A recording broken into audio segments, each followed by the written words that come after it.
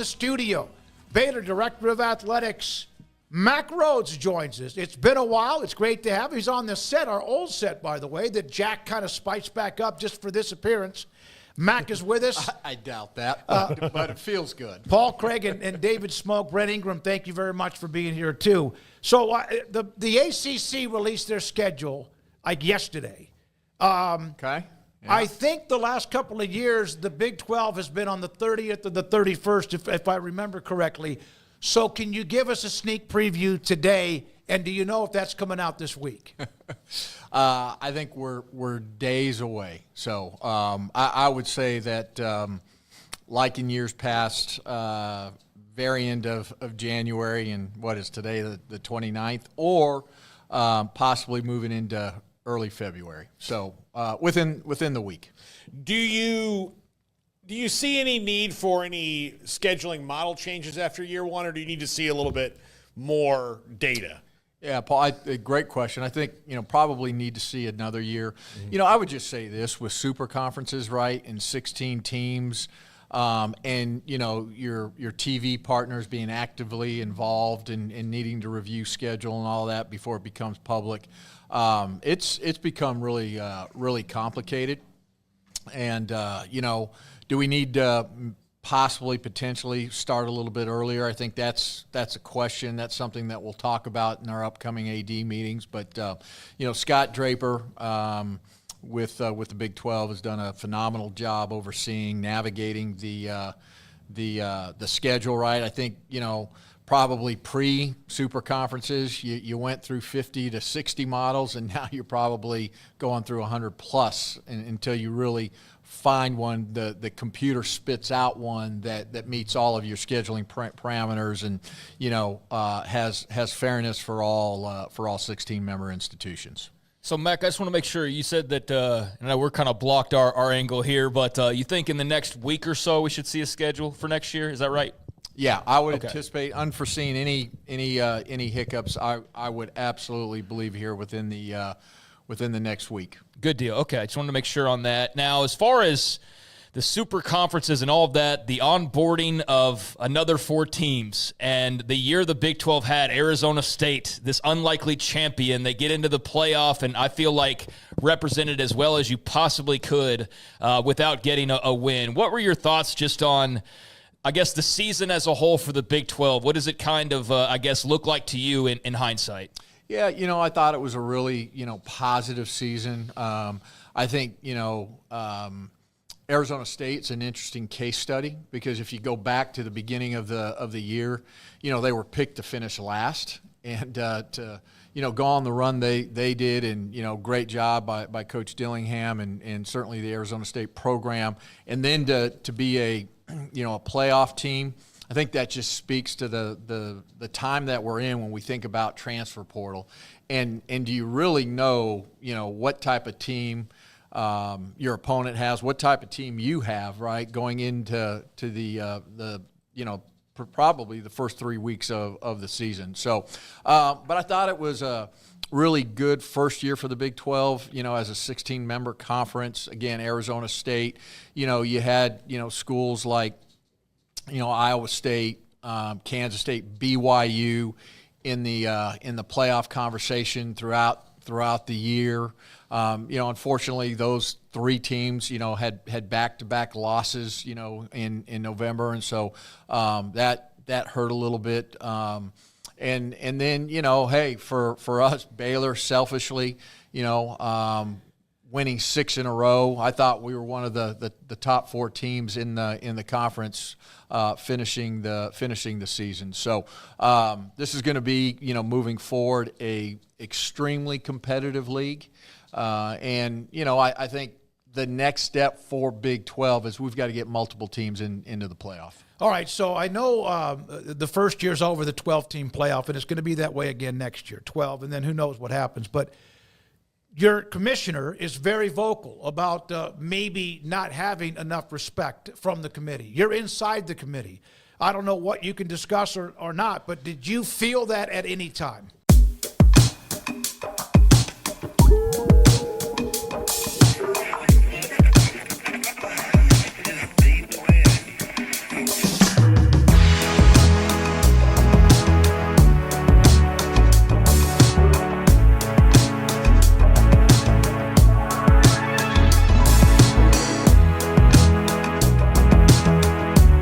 Yeah, first of all, I've got great respect, as you know, for Commissioner Yormark, and he's doing his job, right? He's defending, the Big 12 and its member institutions. I would say this, 13 committee members, exceptional human beings, all wanting to get it right, all spending a lot of time, came to each meeting every week, extremely prepared, robust discussions, conversations, and I thought, what impressed me most is every one of those committee members comes from somewhere, right? A former team they played for, a former team they coached, right? A school they were the AD, at, or, had been an AD previously somewhere else before. And I thought that everybody left their bias at the door, that they left whatever school color they had in their past at the door. And when we walked into that meeting room, there was no bias, just a lot of robust conversation, disagreement, vetting, all of those things about the teams. And again, trying to every week get it right when you think about 1 through 25. You guys sign a confidentiality agreement. Is that correct? Those who are on the committee. One of the things, from my perspective, is that there's probably, in my opinion, not enough transparency. There's a spokesperson, like, for example, Manuel was that, and there's been others. I mean, do you think that more transparency would be helpful? It's an interesting question, Smoke. And, one, and I probably, again, my first year, and, I would say this, we've already met in terms of, what are things we can do better. And I really, really appreciate that about General Clark, the Executive Director of CFP, that, he wants to make sure and look back and say, hey, are there any places, that we can be better, get better, new processes, systems, et cetera. I thought personally that Ward did a great job, and I thought he was transparent. When I think about transparency, are you having the camera in the room in terms of some of the heated conversations and discussions we're having, right? We're obviously looking at win-loss record, but I mean, we're talking about, strength of schedule. That's a tool, right? How do we evaluate? How do we rank? We're talking about, head-to-head competition. We're talking about common opponent. All of those things, all of the statistical data. I mean, we have more statistical data at our fingertips when we look at offensive categories, defensive categories, all of those things. And so, in terms of transparency, I guess I would ask you, what would you like to see, when you think about, those types of conversations? You guys want to pitch in on this too? I would say I don't need to hear the discussion. I don't that's because a lot of it will turn out to be initially I don't want to say fluff, but superfluous to the conversation of that was this corner of the room's opinion. This is this corner of the room's opinion. This is how it got worked out. It feels, and maybe less so now that it's 12 than when it was 4. Yeah. When it was 4, it was well, we can't tell you anything. And you're well, it's still, I mean, there were a lot of key phrases and key words into that. Managing the So, game, just controlling the game. If I know how my congressmen vote, I would just like to know how it went down. If there's a voting thing, that's pretty much that way. I want cameras in the damn room is what I want. I don't know how productive that would be, but yeah, I mean, yeah. So I want to hear what anyone. I don't has want it to say. be like a congressional hearing. No, I will say this, and I don't remember the percentages, so forgive me, but in the aftermath of the 12 team. Two things, right? The public spoke out. One was just really in favor. I think it's 70% plus of the 12-team playoff, right? And so I think that was a really good move, wise move going from the 4 to 12, and I think we all believe that. And there were some skeptics, right, before we embarked upon it. And then number 2. There was a high percentage, again, in terms of just trust in the committee. And again, look, I'm I used the word biased earlier. Maybe I'm biased because I'm part of it, but I really think the process works. I think the conversations, the discussions in the room are the right discussions, and I can't say enough how often once we rank that we go back and relook and vet and really try to get it right and walk away. When we leave that room, we all feel good about it. Yeah, I don't know what you can talk about, Mac, but obviously one of the big topics afterwards was the seeding of the first round. Just, I guess, kind of what have the discussions been like amongst you guys, and what do y'all take in and absorb, and what can be looked at, and all of that in terms of, hey, we've seen it now. It was pretty cool, but what does it look like now moving forward that we've seen it? Yeah, I think. Not surprisingly, right? Probably the number one topic of conversation publicly, internally, right, is just the seating, right? Mm-hmm. And again, as a committee member, we're not sitting there worried about the seating. All we're worried about is ranking 1 through 25, and then place the teams as the seating dictates. And as a reminder, the seating was something that the commissioners came together and really put forth. And I think there will be some conversation down the road here in the next month or two about do we tweak that? Do we not tweak that? I think everybody probably has their own particular opinion. This is the last year. This upcoming year, right, is the last year of the current agreement, and then so moving forward, what does it look like? Is there a natural progression into that? So I think there's a lot to be discussed here. I think in the next 2 to 3 months. Mm-hmm. I think for me, and you didn't ask the question. Man, what I thought was magical about the CFP playoff were the home site games. Yeah, absolutely. I just felt like when I watched it on TV, you could just feel it through the TV, and that was, I thought, a really cool element of the 12 team. And so.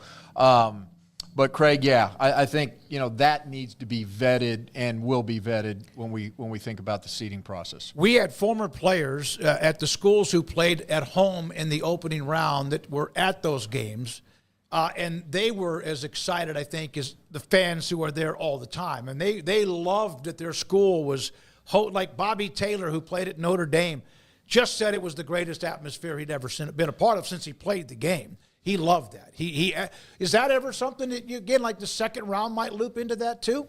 I don't know that, I'm not in all of those conversations. Right. And so I don't know if that's been a topic of conversation, but you bring up the former student athletes, and, that is very top of mind when we are in the committee room, are the current student athletes, right? We want to get it right first and foremost for the current student athletes, those that are deserving to play in the 12-team playoff. And that's really priority number one for us.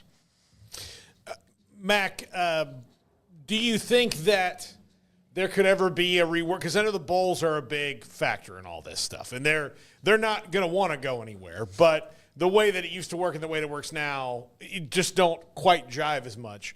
Where the seeding could be, instead of conference tie-ins with bowl games, you just go down after the 12 and put those teams against each other so we get better matchups all the way down the line?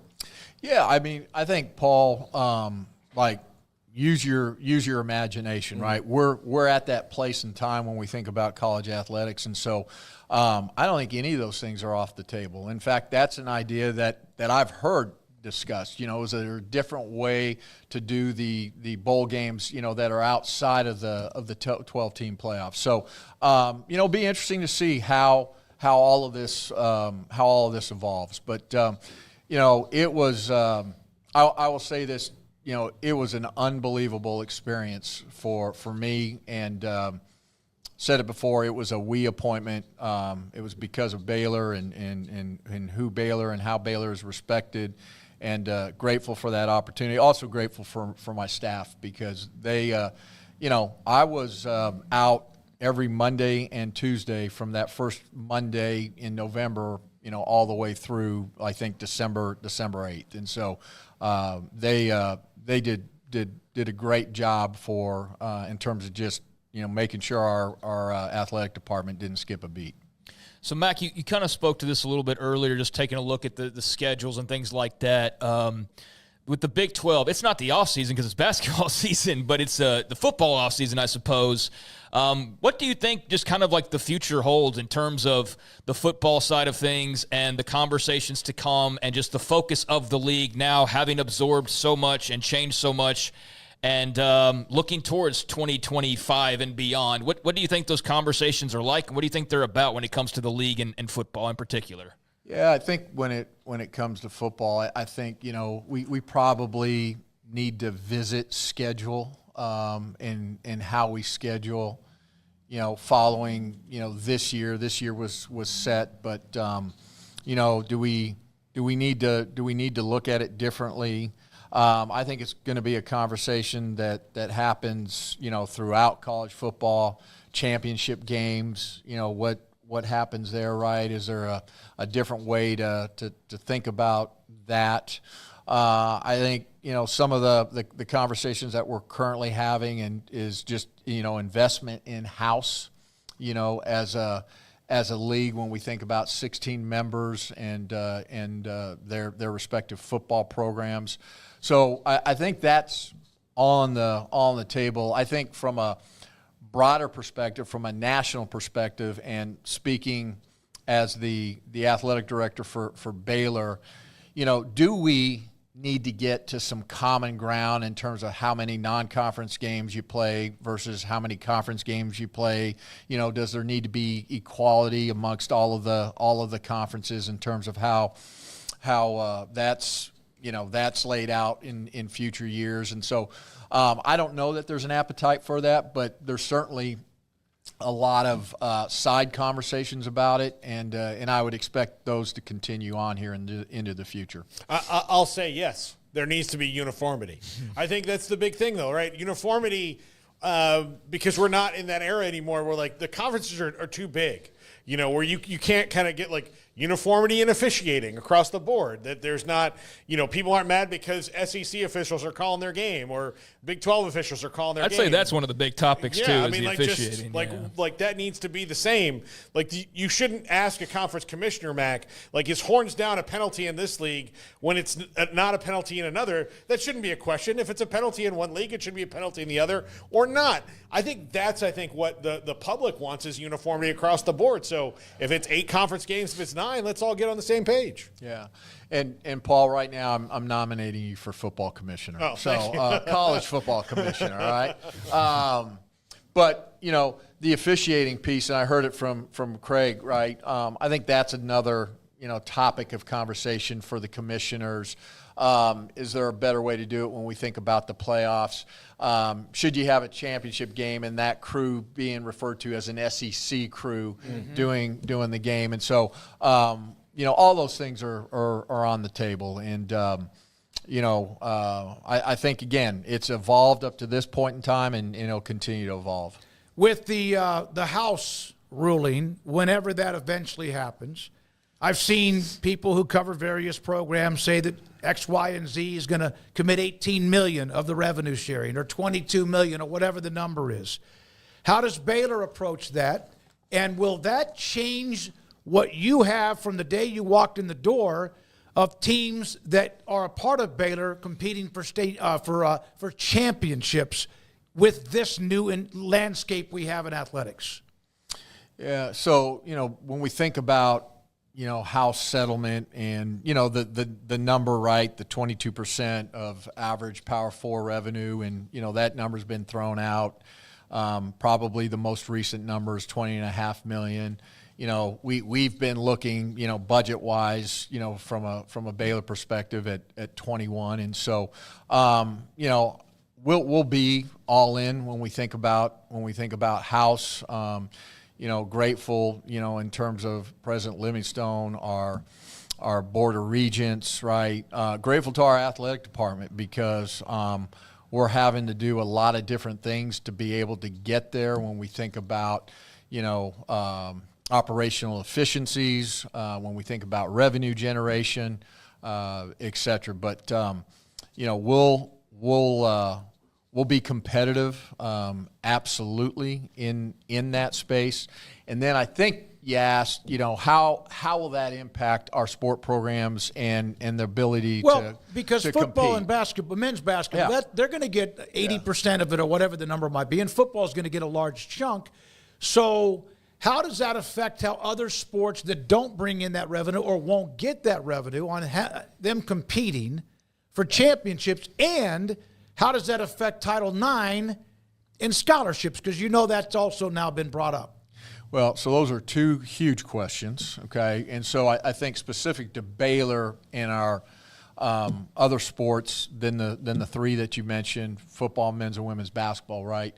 I think one, nobody knows, because we have no idea in terms of reality and where dust will settle in the next 12 to 18 months, right?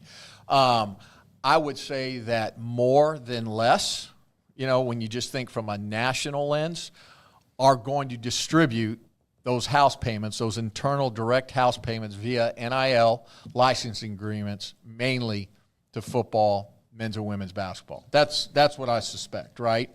And so what does that mean for competitiveness for all of the other sports? And, I would guess all of our other sports are going to look more like the rest of the nation, right, rather than not. Now, again, hard to predict, and we need to take and continue to monitor and take a close look. What we have told our coaches, right, is we don't want to go backwards, right? I can't promise how much we go forward, but we're not going to go backwards. And that's been my message, and I think we've been very transparent, very direct, very upfront with our coaches as we think about this new landscape, new environment. And so, we've been blessed, as where our all of our sports programs have been competitive. I do think there's been one or two that have struggled because of NIL, the pay-for-play NIL. And, I think, for example, baseball, I think we've got a plan for baseball, and I think baseball will be in good shape. Now I'm going to shift to Title IX, right? And you think about roster caps, and now everybody on the roster can be on full scholarship. And so, baseball is a big topic nationally, because when you think about a male sport, that's where you're going to see a lot of those full scholarships go. Well, at Baylor, Title IX, right, gender equity, if you do that, then you have to do it on the female side as well. And so when we think about Title IX gender equity compliance, Baylor will be compliant when we think about scholarships and how we distribute scholarships between male and female sport programs. So there's a lot, when we think about how this will land in the future.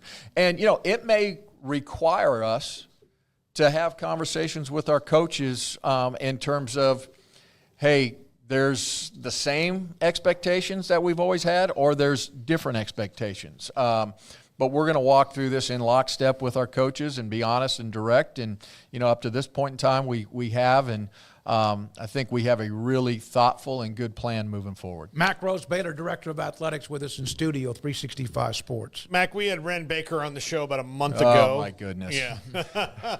So, and after the the Mack Rhoades roast portion of the interview, we got down to brass tacks. But I asked him about collective bargaining and if he was in favor of it, and he very much was.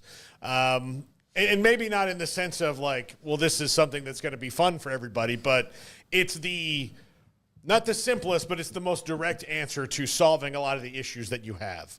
Are you in favor of collective bargaining, or like you said, you want to go forward, so that means you kind of have to ride the wave a little bit, even if it's some things that, presidents and ADs may not like to swallow? Yeah, I think, one, this is very much when we think about future federal legislation, and I really believe we're going to need federal legislation to walk alongside the House settlement. So that would be one. I think when you talk about collective bargaining, it is a political issue. It is a Republican Democrat issue, right? Democrats want it, right? Unionization, employment status, right? Republicans don't. That's a very simplistic, very, very simplistic overview. I would say that we need to find a way, and maybe we use the term collective bargaining, maybe we don't, where both our student athletes and the NCAA, college athletics, the Power Fours, are sitting down at the table and are agreeing to terms, right? That are agreeing to a set of rules that we can both live with and move forward with them. I think right now there's a lot of gray when we think about just how do we navigate the future when we think about that relationship. And so, I would tend to say, hey, if it's not called collective bargaining, then we need something very, very much like it for the future. Mack, this is kind of off topic to what we're talking about, but I want to make sure we get it in. Your thoughts on football this past season? 8-5. Obviously, it was a very rough start, and then the huge surge there in the second half. Disappointing outcome, obviously, against LSU, but I think we saw like a bad start kind of doom things, and then a bad play or two in the second half. But 8-5. All the pressure heading into this season. How do you feel like Dave Aranda handled that? How do you feel like the football program, performed? And what did you think about the season? Yeah, I think that, candidly, the first 6 games weren't a lot of fun.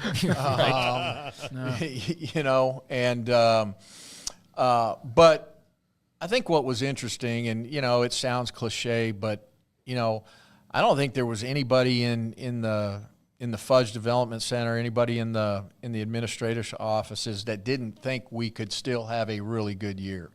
And confidence is a powerful thing. And I think that game in particular at Texas Tech, in Lubbock, that particular game, I think, catapulted us and really gave us and provided some confidence for the remainder of the year. I thought Dave and the staff were exceptional coming out of the bye weeks. When you think about, that next game and being prepared to play. And again, I thought Dave was, and the staff both were really, easy to be distracted and worried about all other things like, am I going to have a job? Where is my next job? All of those things, right?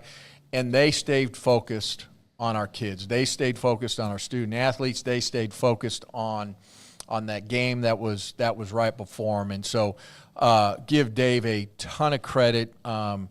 You guys know him. I mean, he was never up and down. He just kept grinding away. I thought, it was really cool.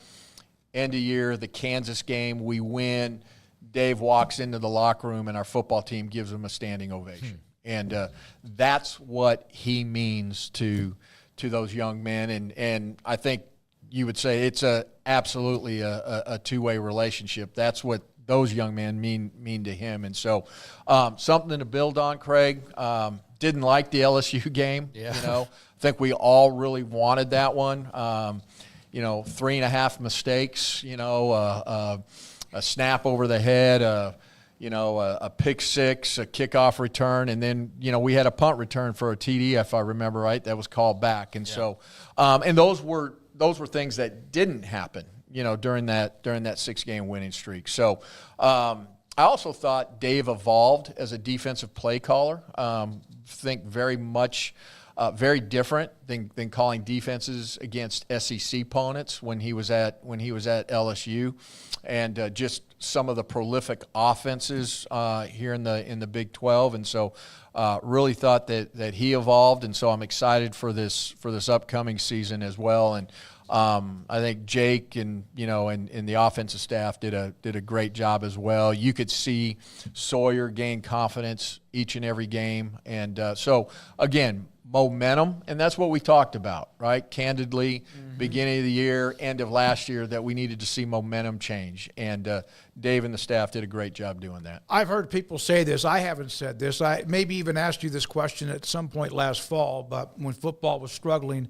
But you backed him, Dave, after what was a very difficult 2023. When it was 2-4, what was that like for you?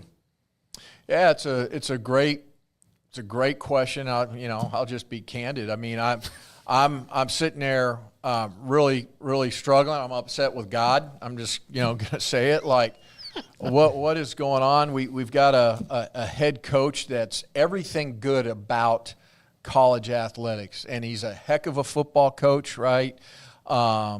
He's really developed into a tremendous leader. He's respected, his staff respects, and I'm just going, what is, I was upset and going, why? This guy, has what it takes, and by the way, such a great fit for Baylor, and we need more coaches like him in college athletics that are real, genuine, transparent, direct, all of those things. And so yeah, I was probably struggling, but more just upset. Why isn't this working? Because I also thought we did a lot of the right things in the off season, and we hadn't seen that pay dividend right up to that point in time. And so, but never did I think, hey, we're not going to get this. We're not going to get this. In the end, we're not going to get this done. I don't know that I would have predicted 6 in a row, but I thought we were in position to at least win four of the last 6. So. Couple more questions, Paul. After we spoke to you last year, I got the feeling that there was this sense of, if I have to let this guy go for whatever reason, I'm gonna look at this 5 years from now, and he's gonna have figured it out and win somewhere else. And that, I think, is probably one thing that people don't understand about at the athletic director's job is, if you have somebody you really believe in, but it hasn't clicked just yet, the fact that you would have to pull the trigger on that has got to be gut-wrenching, and 6 in a row, that had to be like just a wash of relief on you. Yeah, no, Paul, you're right, and would have been the last thing in the world I would have ever wanted to do because of who he is, and because I do believe in him as a leader, and as a leader of young men, and as a football coach. I think in college athletics today, the hardest thing to do is be patient. It just is. It just, the pressures from within, the pressures externally. And so, I had a great team around me, led by, President Livingstone. She certainly backed me. Our board backed me, our staff, everybody. And look, I'm thankful and grateful it turned out the way it did, but I'm not surprised that it turned out the way it did. And I'm excited about the future, and I'm excited that Dave's going to be leading the program. Well, the additions of Paul Gonzalez, stealing him away from a conference rival, and Carson Hall too. So Dave's always been able to kind of make decisions based on where he thinks positions need to get better. A lot of people are like, they got Paul Gonzalez. That was huge. And then of course the transfer portal's been good too, with much more to come. Do you know Mason Slotzauer? I do know Mason. That would be my son-in-law, who is a huge Kansas City Chiefs fan, and therefore I'll be rooting for the Philadelphia Eagles. Well, I bring that up because today I had physical therapy on my... Oh, no, I wish I would have known. I had physical therapy for a lower right hip. It's better. I had injections. It's better. And we're going about, he goes, I say, hey, where are you from? Missouri. And then he tells me, that's your son-in-law. that he is your son-in-law. Yeah, he is. He received Today and the day we have you in the studio, I had no idea. I had no clue. Yeah, he received his earned his doctorate in PT from Baylor, and is married to my youngest daughter, Noelle. Love Mason. He's a great young man.